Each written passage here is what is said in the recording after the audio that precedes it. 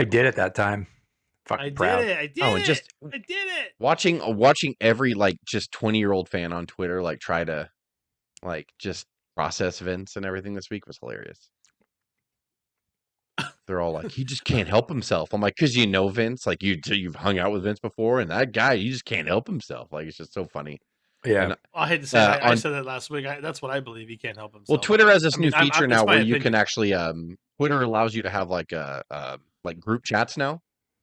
And so you just click on it at the top or whatever, it'll highlight in blue and it'll say so and so and so is talking about this topic. Oh, so I clicked on it and I was just listening, you know, like to a bunch of like 20-year-old fans, like just act like they fucking have been in the industry for 40 fucking years and they know exactly how this business runs. And I'm like, you guys watch shows. That's all you do. You have no idea I don't even have the idea of the complexity of like how business works and how the WWE fucking works. Nobody does. Like, you have no idea how big this company is, how much money they generate. Jesus, like nobody knows. It was such a strange, like, what day was it? Was it Tuesday that it broke? That like everyone was all cryptic, and then every single wrestling journalist like had to kind of get in on it and pretended like they knew, and then but without saying it. And then when the first person kind of said, "Well, it's going to be the Saudis, but nothing's confirmed," and then everyone was like, "It's going to be the Saudis, but nothing's confirmed." Nobody, and then so everyone's like, and then, it gets it's going to be the Saudis. It's going to be the Saudis, and everyone was talking. People were like, "I'm not going to watch anymore." And then the original thread disappeared. Like they pulled it. Probably because they caught so much shit because they were the original post, and then they pulled. So it was absolutely it meant nothing. It meant absolutely nothing. No. You know, I've done that before myself. You know, when we talked, sure, we've all done it. And like last Friday when we talked on this show, like, you know, I think everyone was kind of right. Cuz was kind of right. Craig, you were kind of right. That it seems that he is back just to facilitate a sale if it happens. Because I guess before SmackDown tonight, because we're recording this on January the 13th, the same night of SmackDown, Triple H, I guess, had a talent, and Kevin Dunn, they had the talent in front of them, and they started talking about everything. And Triple H said, Vince is back. Kevin's doing great. Vince, he's shaking cameras and 18 camera angles in 4 seconds. Like, he's amazing. Fantastic work. Which actually, that's gotten a lot better, actually, since I'm going to shorten your name. 18 camera cuts for you, 18 in 1 second frame. So I guess Triple H and Kevin Dunn just said, hey, look, Vince is not interested in creative. He's back to facilitate a sale if it happens. That was Triple H's words, if it happens. And he's also here to negotiate some new deals and stuff like that. So, and because Vince can get the most money out of it. Stephanie said there was no management changes a day before she fucking left. It's like, come on, so you never know. But yes and no. Like she might have not. She might have been wanting to go. Well, all this was Stephanie knew she was leaving. Like, there's no way Vince surprised. She knew. These people. I think she knew she was leaving as soon as she got the job. She's literally the right. Place Exactly. For the shit, exactly. For the blow. No, but I'm saying like her memo to the staff or whatever, and the email that went to all the employees said like there's not going to be any management changes. And it was the next day. She's like, bye. So I gotta go. But she had ankle surgery today. I saw that today. So she probably she knew this was Vince ran over her ankle. That is fucked up. You don't lose your job and then call your doctor the next day going, "Can you fit me in tomorrow for ankle?" Oh, okay. Like, you know, it's this is all planned and like Stephanie's calendar is resigned today, ankle surgery tomorrow. It's just right. Yeah, it's all. She had it all planned out for months now. Like, Craig's right. The second she got the job, it's such an angle. It's so funny. Yeah, there's no way that storyline.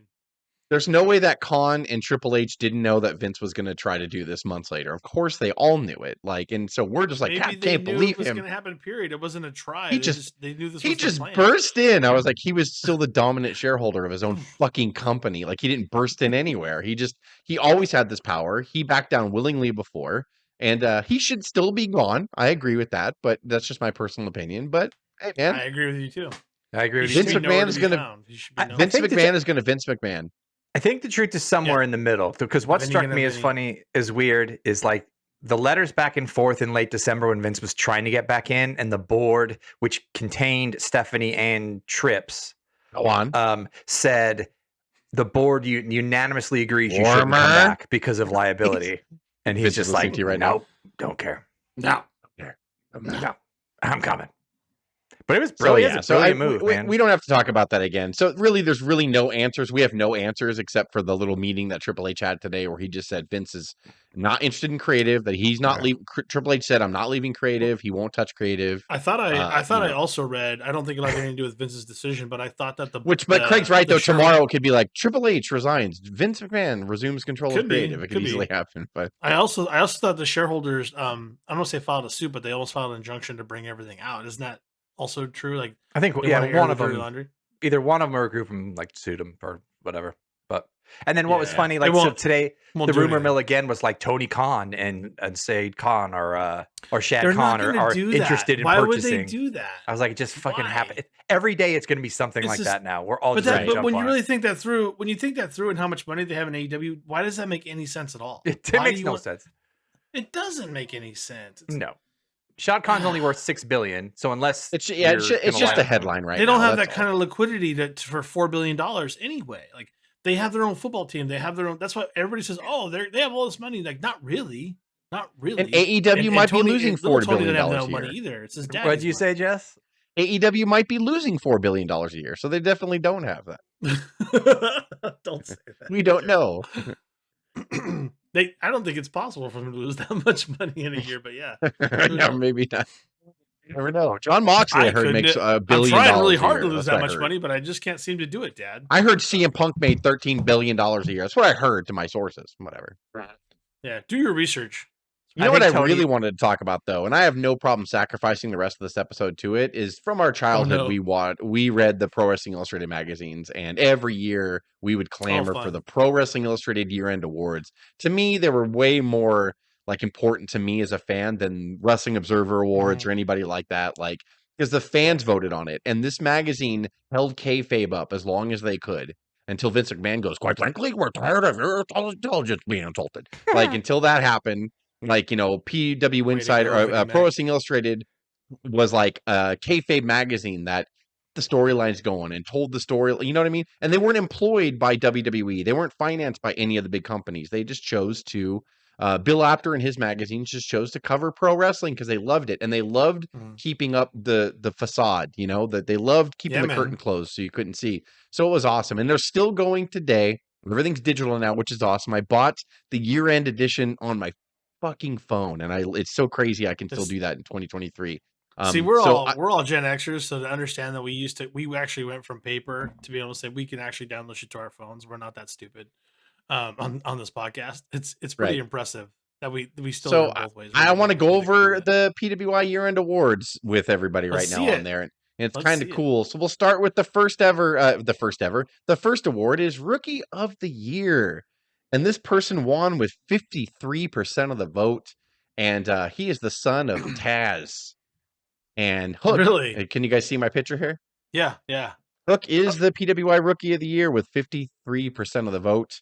The runner-up, which I always love the runner-ups too. The runner-up is Logan Paul with 20%.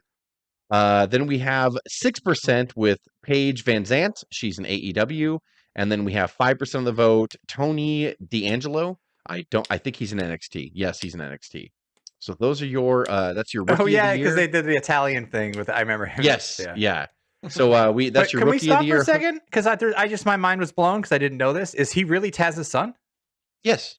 Holy shit. You didn't know that? Nope. He's Taz. I just thought Taz was like a mark for him or whatever because he has like FTW title. I had no idea. No, he's actually Taz's son. That's why he wears the orange, like on Hook. It's orange. It's the Taz orange. That. How did I not know that? I'm glad you. That's kind of cool that you did it. Wow. You're so stupid. No. What an idiot. The AEW Mark Craig. God. Oh man. Okay, Mark. You're supposed to know everything about AEW Craig. It's he's legitimately Taz's son. But Hook is really good, and they're using him sparingly, and they don't have like a private developmental. I mean, AEW Dark is kind of like their practice television. It's their YouTube show. Yeah. But Hook is used a lot on Rampage, and he pops up now and then on the main roster. But Hook is he's really good. I really enjoy watching his matches, and the crowd is fucking really into him. He's over when he's out there, right? Yeah, he can only get better at this point. I don't mind them kind of stifling him because you don't want to overexpose him right away. He's like super quiet when he walks down. He's a good-looking, young, skinny kid, like the opposite of Taz. I don't mean that to be rude, but Taz was like beefy and stocky and just and Yeah, he's just a totally different. He reminds wrestler. me of the South Park with because he has his like bangs like down over like half his face. There's a South Park guy that goes that blows his hair up, and he blows his hair up. Yes, that's what I can't remember the name of the character, but yeah, I totally it's in my head right now. He needs to get a haircut. But other than that, yeah, he's got a great look. He would on Wednesday Dynamite. He teams with Jungle Boy now, right? Yeah, and they got a nice pop, and they did well. Jungle Light, fucking songs in my head all the time. Jungle. Yeah, he took some tree trunk and suplexed him right across the ring. Didn't he? Yeah, saw that on... yeah, he suplexed Cass across the ring. The place went fucking bonkers. Looked great. Yeah. The next award is the Most Improved Wrestler of the Year. And it's awesome that this person won, but it's so sad. Not sad for her because she's super rich, but it's sad because she was let go. And yeah, she will be fine, but it's sad for us because she really was. And Mandy Rose is the Most Improved Wrestler of 2022, and it sucks she's gone. And I think the voting for this ended in November because they had to produce the magazine and all that stuff. So this probably obviously took place before she left. She won with 33% of the vote, Most Improved Wrestler of the Year. Oh, wow. The runner-up is Madcap Moss with 11%. Julia Hart, for no reason, is 7%. And 2.0, 5%. And I guess I'm ridiculous. I think they're the tag team that's in the Jericho Appreciation Society. I don't even know all the members of the Jericho Appreciation Society, but they won with 5%, or the third runner-up, with 5%. But the winner is Mandy Rose, and it's a shame. It's a bigger split of percentage than the Rookie of the Year. I guess 53% is a big number. I thought that was a small number, but compared to this, that's crazy. They used to show the number of votes, but now they just do percentages. They used to show the actual number of votes in magazines past, but now they just do percentage. So it's bittersweet, right? We've talked about Mandy Rose. She's gone. I don't know what she'll be back soon. I'm sure. I don't even know about soon. Maybe I shouldn't say that word. But she'll be back eventually. I can't see her not pro wrestle anymore, but it's just a shame. She was really good. She was on the main roster originally, like everybody remembers. She mirrors Trish Stratus to me. Trish Stratus was just a fitness model. She comes aboard. They didn't know what to do with her. They put her with Test and Albert, and she was the manager of them. And then she got in that storyline with Vince, Linda, and Shane McMahon and all that. And then after that, when Fit Finlay took over the women's division, she said, I really want to learn how to wrestle. And I really respect Mandy Rose for going back down to the developmental territory and really learning her craft in NXT. And she got really good in there, man. Like she's definitely deserving of the Most Improved Wrestler of the Year, in my opinion. When you were just going through that whole thing, I agree with Mandy, but then the other three runners up, I was like, no, no, and no. And I was just trying to think of other people who could deserve that spot. And I was just like, the only two that come to mind to me, like, I think Jungle Boy, maybe, in talking about him. And then Dom Mysterio. But maybe that his like rise happened too quickly and his improvement before November. You'd argue that his real rise. And by the way, I don't know if I said it in the beginning. This is voted on by the fans, the readers of PWI. So I hate to say it, but before he turned heel, nobody really liked Dom all that much. No, I think it was that's what I think too. No, but his stuff this last few weeks has been on fire. You're right, Craig. The whole jail scene stuff, and I've seen things and. Just the way I think he gained momentum. If like his turn happened at WrestleMania and then he had all through the summer to turn, I think there'd be different results right now. And I think he would have got it with a higher percentage too. I agree with you on that. Yeah. But he's probably going to be most improved next year if it holds. If it can hold up for the year. But the stuff he's doing with Mommy, it's gold. It's so good right now. And we hated Dom like 6 months before. We hated it because Daddy's taking care of him, getting him on TV and all that. Yeah. And now it's like why isn't he as good as Ray? And you're always going to get compared to your famous father. He's never going to be as good as Ray, but Ray can never be a heel like this. I'll tell you that much. And Dom, we hate Dom in a good way, if that makes sense. He's doing great. Yep. Good call, Craig. I think that's a good one for coming up. I think it's just the timing was wrong for the votes to come in. Yeah. And this next one is Comeback of the Year. This is an interesting award. The Comeback of the Year is Valkyrie. She was in WWE NXT for a while, didn't really flourish, and was released. And then once her non-compete happened, She went to Mexico. She went to Impact Wrestling. She's NWA. She's everywhere, and she has just really got on a hot streak. She's really good. I see most of her work in the NWA. I don't watch Impact, unfortunately. I should probably watch Impact a lot more because I hear great things, especially this past year. I hear 2022 was like a really good year. There's so for much Impact. wrestling, Jess. It's hard. Yeah, so she is comeback of the year. She had 20% of the vote. And then Bailey was runner-up with 16%. Comeback of the year because she came back. Yeah, she came back from her injury. She started Damage Control, and so and then Johnny Gargano, Mr. Wrestling, was the third runner-up with 12%, and Alexa Bliss was the final runner-up with 11%. I didn't know Alexa again for a period of time. The non-WWE stars that win, I'm pretty impressed with because fans, obviously WWE is the most widely watched product. It's everywhere, but I think it's kind of cool when a non-WWE superstar wins. Like it's agreed. Neat. It's like the ultimate, like the fans of the fans, like the hardcores, like really giving props to. This really is the hardcore giving props to hardcore. Yeah. Yeah, and I'm not really sure. Like, again, they used to show how many votes, but they don't anymore. But that's okay. That's really good. It's all probably rigged. But no, well, they said it for so long. Yeah, they said it for so long. The next award here is most inspirational wrestler of the year, and because he kicked alcohol and he's back, is Jon Moxley. He won with 32% of the vote this year. I'm a huge Moxley fan, especially for the way he came to AEW's rescue. And I'm going to give you a little spoiler right now. This isn't the only award he wins this year, and I'm really fucking happy about that because Jon Moxley's awesome. And I really am glad that he won this. But Liv Morgan was really close behind him, actually, with 21% of the vote as the runner-up for most inspirational wrestler of the year. And Liv once. Yeah. Yeah, Joe Doring, I don't know him. He wrestles in Impact. He was the next runner-up with 10%, and Josh Alexander was the final runner-up with 9%. He's the current Impact heavyweight champion. He's really, really good in there. So I look for Josh Alexander to hopefully go to a bigger promotion, not because I don't like Impact, but because I want more people to see Josh Alexander. He's really, really good.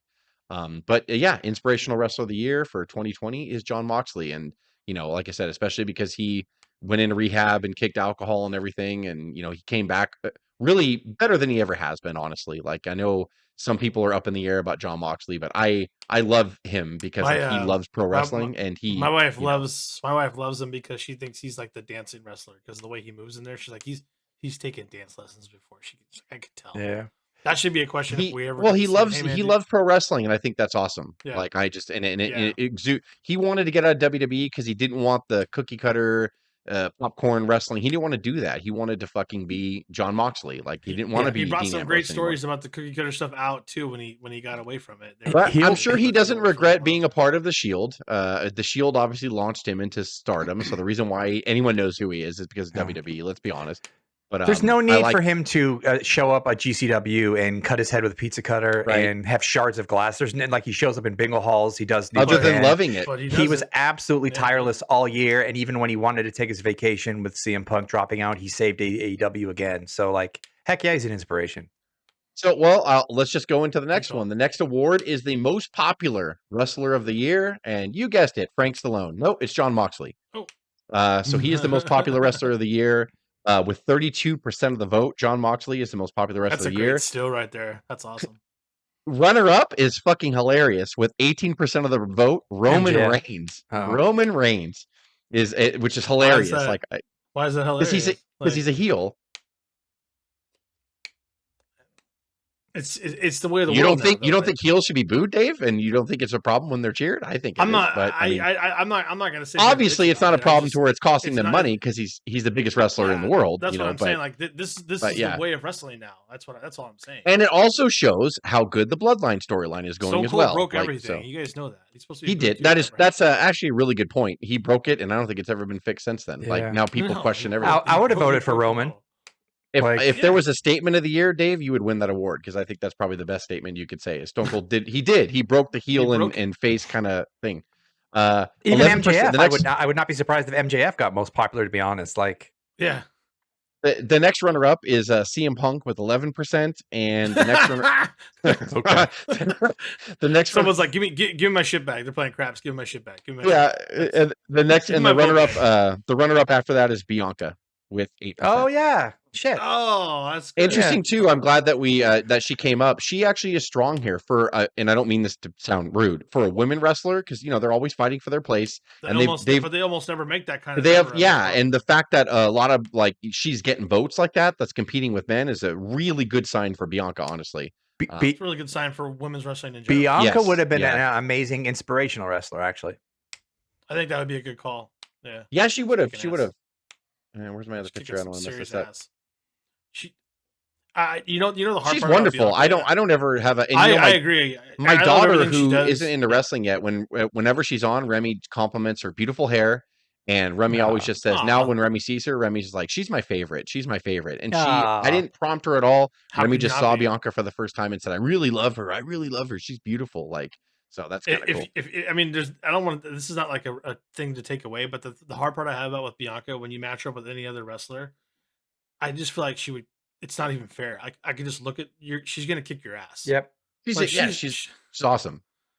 I can't say enough good things about her. She's taller, she's bigger, she's buffer than them. She's stronger, she's faster. Yeah, whatever. She's more agile. She's doing and in this day and age, to be like a true baby face like she is hard. Because you get booed sometimes when you're too much of a baby face, and she's doing really, really good. She's way too good. She's way too talented in there. That's like the part I can't imagine anyone beating her. It doesn't seem real to me. Yeah. So that's what I'm saying. That kind of sucks, because when it happens, it's like, who's gonna beat her? I'm not gonna believe it. Like, no, right. That couldn't happen. Someone will cheat. Somebody has to cheat, I think. Right. Well, if this next most hated wrestler of the year is the next award here, and everyone can 80%.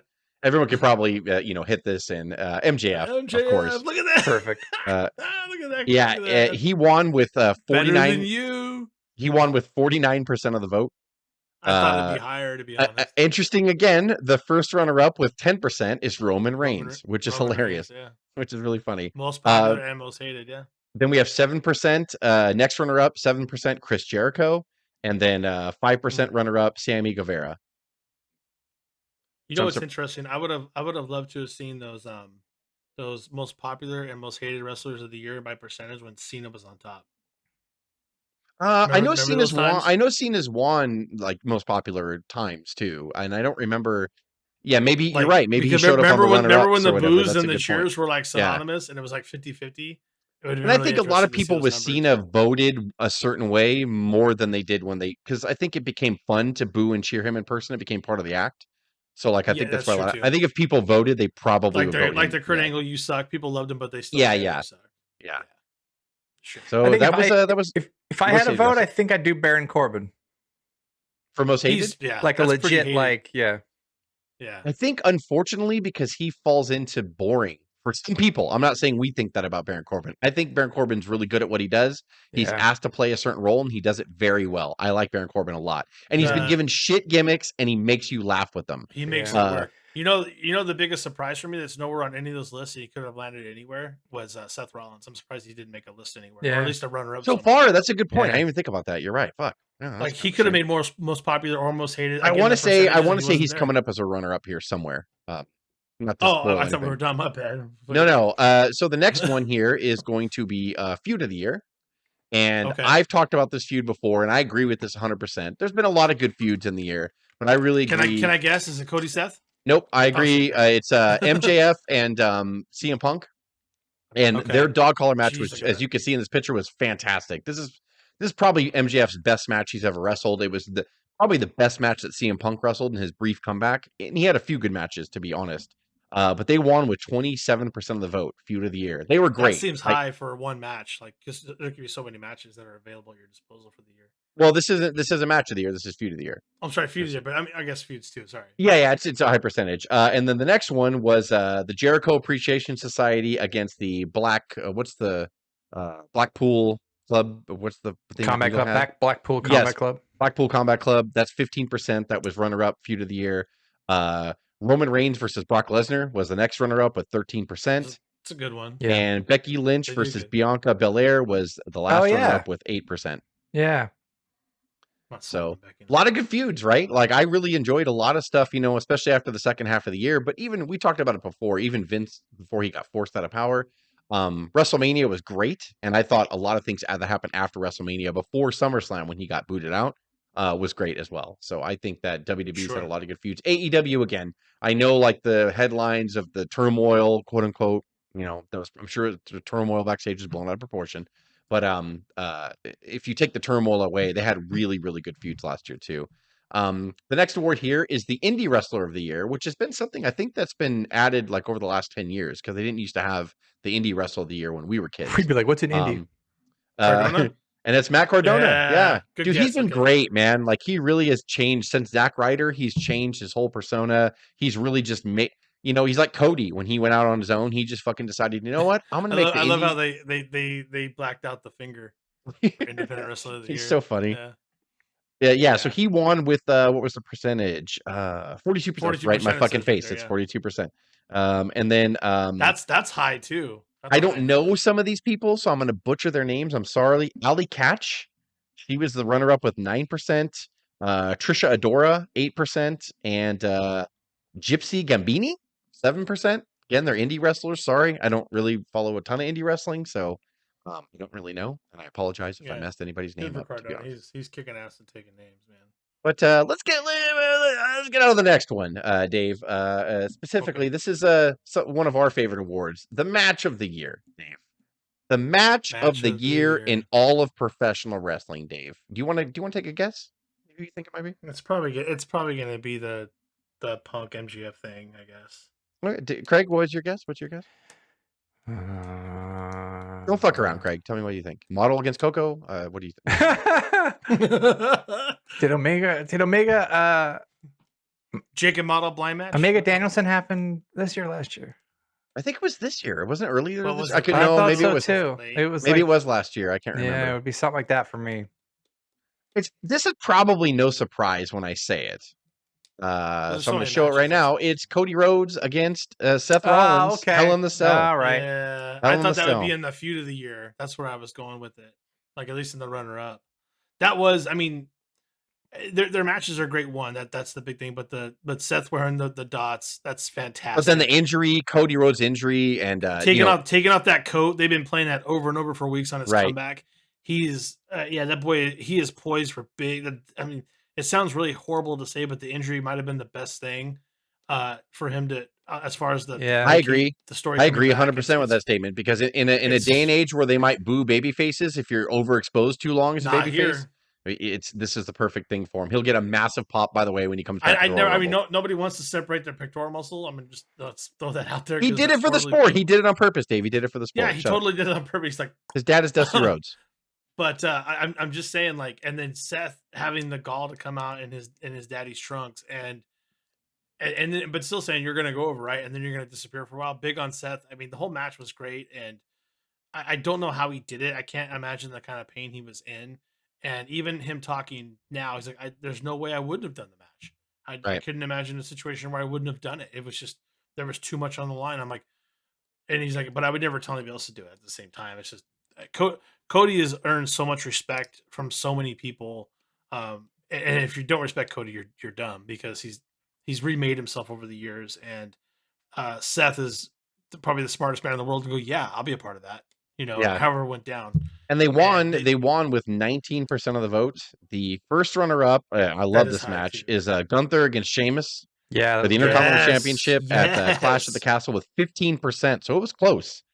Roman Reigns versus Brock Lesnar at SummerSlam, their last man standing match, was the next runner-up at 13%. With the tractor. Oh shit! Yeah, they brought in their tractor. Man. Yeah, and then I want to say the Briscoes and FTR had 3 excellent matches last year, ending in a dog collar match. But I think this is their first match. This wins the last runner-up with 7%. Like the Punk MGF was what was my guess, but I wasn't going to be happy about it. I'm much happier about this result. If you can't tell, I'm much happier with this.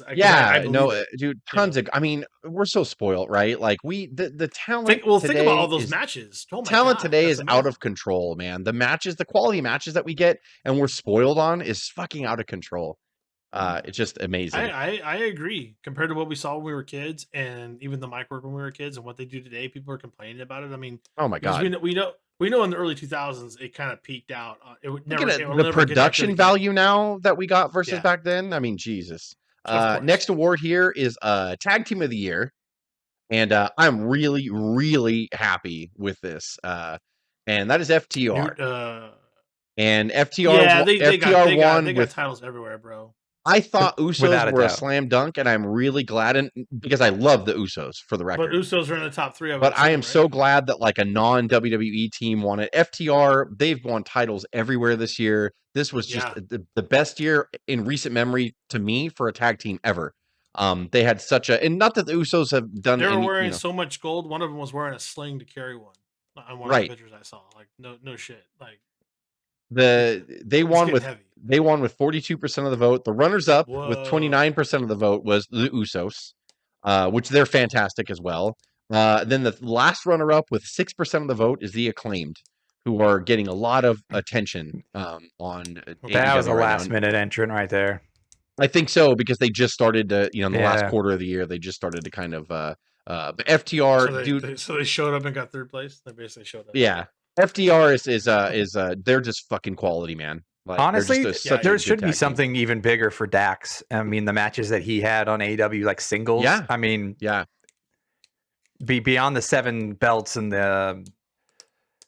When you look at FTR though too, like it's just amazing that WWE couldn't find a way to make it work. It's sometimes it just doesn't. You're not talking about screwing them up, man. What they want to do and what they're capable of doing and what WWE wants them to do just doesn't match, I guess. But. Right. Yeah. Like look at Cardona, same thing. Couldn't make it work, and he's doing phenomenal things on his own. Somebody just gotta let him go. So that was the first award of the big 3. You got Tag Team of the Year, you're gonna have Woman of the Year, and then Men's Wrestler of the Year. Here we go. Which one are we doing? We're doing Women's Wrestler of the Year. Who do you guys think? Can I say it's Bianca? Yes. Craig, what is your guess? Bianca. All right. Well, ladies and gentlemen, you're going to be disappointed. Just kidding, you're not. It's Bianca. Yeah. Hey, why don't we pan down that photo? What the fuck is wrong with that photo? That is ridiculous. What happened? It's called rule of thirds, people. Like that. I know. What the hell? I noticed that. It's really weird. I don't know why this photo was taken. That is not an artistic choice. That's just a bad photo.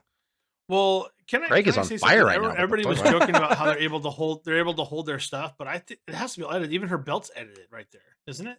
Just pan down. It's not real. Something. Yeah, I don't know. Something's wrong. There's a lot wrong with that picture. Sorry. I was not expecting us to attack the photo quality. And it does not serve. It does not serve Bianca justice at all. We love Bianca, by the way. She's fantastic. She won with 21% of the vote. The runner-up was Jade from AEW with 14%, which is shocking. She's unbeaten. Yeah. Thunder Rosa was the next runner-up with 13%, and Britt Baker was the last runner-up with 9%. I like Britt Baker too. By the way, Bianca, she won the award, obviously, but all the runner-up, AEW. Yeah. Just a little side note. I don't know what that means. I have no point. I have no point at all with that. But we love Bianca. What can I say? We complimented her before. And she showed up a lot on the runner-up and stuff like that. And I'm pretty impressed with that, actually. It's no other WWE women's wrestler did really show up in the voting like this. That's pretty cool. I really feel with Bianca once she kind of just got her head just got her foot in the door on the main roster, you couldn't stop her. Like there's just too much. Well, and if there's any question on, people say that's why they keep bringing Charlotte back. Well, they do bring Charlotte back for a reason, and Becky is a big deal. They're not even touching each other right now. And that's why I never really when Sasha left. I love Sasha, but I'm like, you don't hold a candle to some of these bigger ones, and Bianca is showing that she's starting to. Bianca emerge. Can they brought Charlotte back because of Ronda. We can talk about that. Well, right, and you need someone that's contrast on the other channel for sure. There you go. So I mean, do you guys want to guess who's wrestling? I mean, is it? I want to say Punk for fun, but we know it's not Punk. It's got to be Roman, right? It's got to be. Craig, what is your guess? I think from your reaction earlier, it's probably Mox. No, it's Roman Reigns. I figured that would happen, especially when he showed up. When he showed up on both the most popular and hated, that was pretty much guaranteed that he won with 34% of the vote. It's pretty undeniable. The runner-up is with 23%. The runner-up is Jon Moxley. I personally, I think Moxley's Wrestler of the Year last year, in my personal opinion. Well, I love Roman Reigns. I love Roman Reigns. I love everything they're doing with the Bloodline. Roman Reigns is fantastic. I love the fact that they finally turned him heel 2 years ago, and look at what they did. You can't stop this fucking guy. Roman Reigns is awesome, but I love Jon Moxley. And Jess, I can tell you, Jess, and Craig, you talked about it too. If the voting was delayed 2 more months, it might have been Moxley for everything he had done. Well, you got most inspiration, but everything he done for AEW to help after everything took a giant explosive shit. He might have gotten Wrestler of the Year it's just the timing wasn't there for the voting. I think every time we talk about PWA wrestling voting, a lot of things would change with that 60-day of voting in between before the year's out. Right. I really believe that.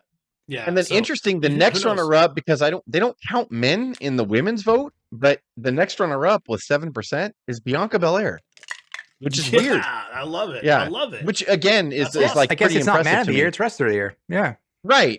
But it's and then the next the last runner-up 6% is Cody Rhodes, which I don't agree with because he's been gone for so long, even though he wrestled his ass off. Yeah. Wasn't even there. Amazing. I think MJF could have got a little bit of votes on that. But like, I'm down. And you know what? Can we just say, and I know it's obvious, but just two-thirds of the Shield. Top 2 wrestlers of the entire industry. Yeah, they're running wrestling right now, pretty much. And Seth, Seth was not represented, I don't think, fairly in this because he's such a good wrestler, and like Seth's been having great matches all year for sure. So I mean, the fact that Cody Rhodes got top 4 or 5 for Wrestler of the Year and wasn't even there for the majority of it tells you how great that story is going to be when he comes back and starts to climb to that world title status. It's gonna, people are going to eat it up. They're going to eat it up. Him and Riddle, wow, that was a good feud and a good hell of a match. Him and Riddle was good, Wow. It's going to be, I think 2023 is going to be fun. It's going to be fun. Yeah, so that's it. I mean, I wanted to cover mainly the year-end awards. We never really did a year-end episode or whatever, but PWI is something that we all kind of enjoy. So there you go. That's the Pro Wrestling Illustrated 2022 year-end awards. So I'm glad we'll just I'm glad PWI is still around, even and through all the years that WWE wouldn't even allow them to lift the awards. I think it's the first time, ever? Yes, I was just going to say that right now. Like I texted a couple days ago, they actually are holding their awards like on this one. I'm assuming Dave might be right. They might, Photoshop is so good now. But I mean, they seem like they were posing with them. Like so, most of them seem like. By the way, they couldn't Photoshop them in. The picture I didn't show, on the match of the year with the Hell in the Cell. Below it, I just didn't show it, was Cody and Seth holding them in like an empty arena. Like it was like before a show. So they actually got the plaque sent to them and Seth actually posed with his plaque. So there's an actual picture of him. So it's legit. It's legit. Yeah. So it's all legit, man. So WWE can fucking finally, we always used to comment growing up too about how they never could hold the photos. They would never be allowed to. And then now it's like just so messed up. And for PWI to still be around and survive that, even like being shit on by WWE like that, like. Oh, and by the way, when MJF posed, he posed with one plaque for Most Hated, and the other plaque was Match of the Feud of the Year with Punk. He put a piece of tape over it, and it said MJF versus, and it said Punk on the plaque. But he put a piece of tape and said MJF, and Punk, Punk Punk sent a tweet back saying you might want to take some tape and put it over AEW's ratings for the last few months. And I was like, oh fuck, like that's a shot taken. Yeah. What a baby. Baby. Or maybe maybe it was just tongue in cheek, and because I know that him and MJF had a feud to have those kind of matches. Hopefully they respected each other. Yeah, something tells me those two aren't mad at each other at all. Mm-hmm. I think they're still talking and hanging out. Non-kayfabe, but I don't know. Sounds like a cheap shot to me. Eat your muffin. Eat your muffin in your whatever soda. Just you talking with his mouth full for 20 minutes about bullshit. Fucking sugar. All right, this is unscripted, huh? Everyone. All right, buddy.